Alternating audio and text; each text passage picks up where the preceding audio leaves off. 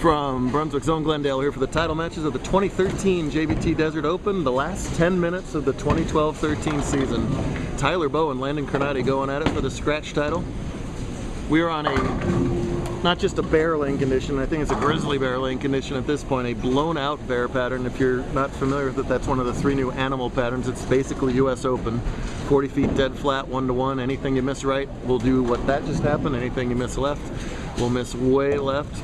Bowlers have to adjust by going to the extreme left portion of the lane. And these are the 2 that have done it the best in match play, and that's why they're still alive. That should be 6 spare, right, Landon? Thank you. Early on, they've each opened once. Tyler trails by 4 by converting that cluster there in the 3rd frame. Bowe's coming in as the number 11 seed, while Carnati the top seed, and he has been the top seed for, gosh, well, really most of the month of June, as he has gone on a tear, and this is a final trip through the JBT cycle.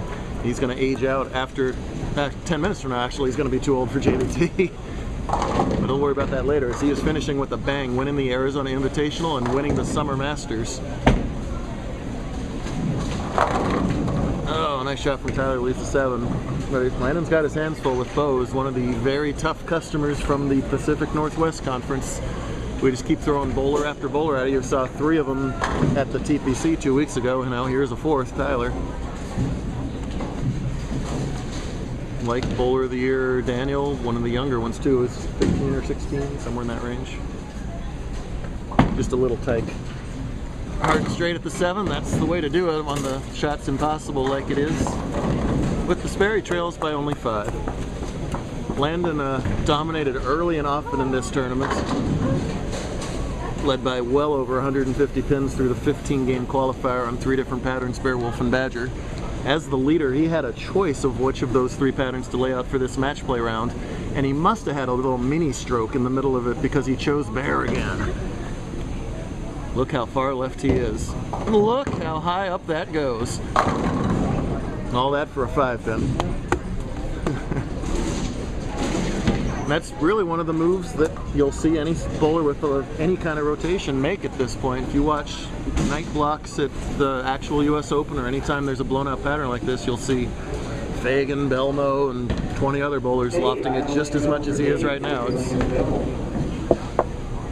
If you're an old time bowler and you haven't been in a bowling alley in 30 years and you watch people do this in this blocks, you wouldn't believe your eyes. But having this mega loft is absolutely a tool you must have in your bag. You can't just switch to plastic because then the ball doesn't recover and you leave a 5, 7, 8, 10. So that's no good. So you got to stick with, you know, something that's got a little bit of back end in it, but you just got to get ridiculously left. There's 40 lanes on a board. I would guess he's not 40 boards on a lane. I would guess he's standing around 60 or 63.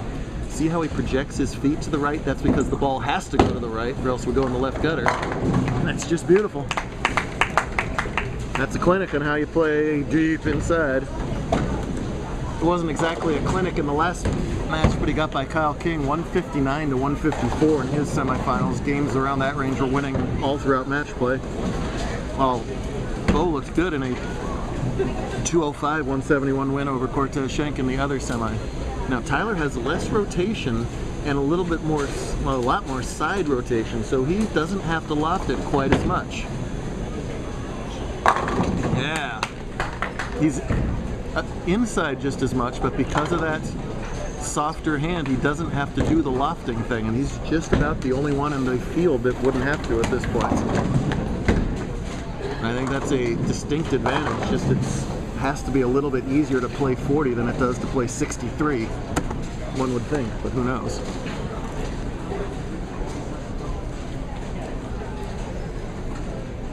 Taking a little extra time resetting himself. All the scratch bowlers have good pre-shot routines like that. Got to get your mind and body physically ready to convince itself that this is really the line you want to play. Up. And you see, even though you're playing 5th and 6th arrow, if you leak the ball out to the right early, it has 0 chance of recovering. Washouts are really, really common, even though you're playing that far left on the lane. 3 counts off the left were also common, so if you pinch it a little, you're in trouble. Hard and straight at the spare. No. With that unconverted washout, he falls farther behind.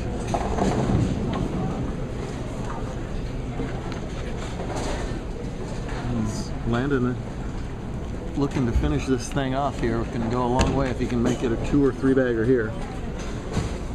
Landon got by Bobby Hornacek, the TPC champion, in the round of 8. And in the round of 16, he had his hands full against Alex Watanabe. He was down 2-0. Oof! Oh, and a huge break getting the Brooklyn strike there. It's not just that he has to hit between the 6th and 7th arrow. It's that he has to get the ball at least 20 feet down the lane, or it's not even going to hit the left gutter, it's going to hit the ball return cap. That is lofting the caps, people. Yeah, Alex had him completely back up against the wall. He started 160, 146 on the fresh bear that he chose.